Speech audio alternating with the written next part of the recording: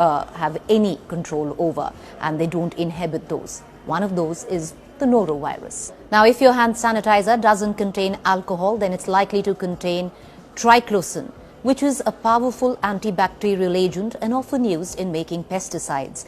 It is readily absorbed by the skin, which can directly impact thyroid function and can cause damage to the liver and muscles. Another thing, have you ever thought, a lot of us, especially now, immediately reach out for a hand sanitizer, use it, and then start eating something. Have you thought the kind of chemicals that you're consuming? Well, there are a lot of chemicals in hand sanitizers, and frequently consuming hand sanitizers because you don't wash your hands, you use a hand sanitizer instead, and then you use your hands to eat food. You're ingesting the hand sanitizer. Well, it can be very harmful for your immunity, counterproductive, especially for very young children.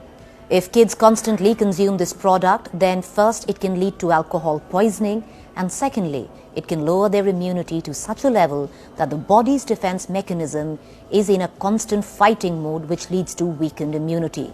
This can cause serious side effects when they grow older as well.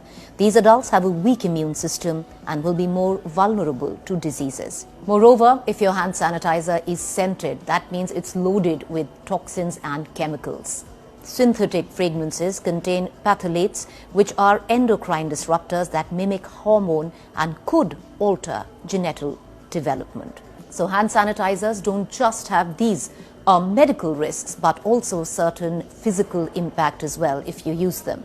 As we told you, that sanitizers contain alcohol, which make it highly flammable. So if putting alcohol on your hands, you go near any fire, it can cause some serious burns. One such incident had happened in Rewari, where a person had suffered 35% burns because he was in close proximity to a kitchen stove while using hand sanitizer on his clothes. There is a video that is circulating that seems to suggest a car in Delhi caught fire because a hand sanitizer kept in the car actually burst, leading to the car catching fire.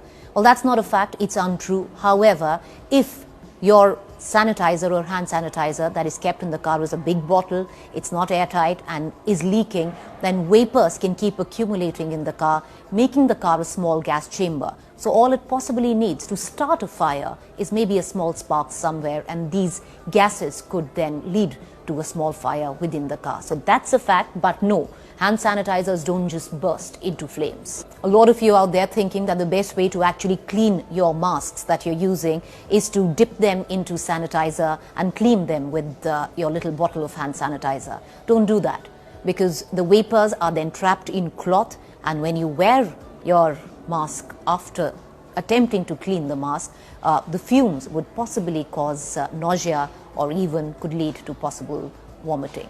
So here is how you can prevent yourself. Wash your hands using soap and water. Keep the sanitizer away from children. Keep hand sanitizers stored in bottles in a cool and dry place.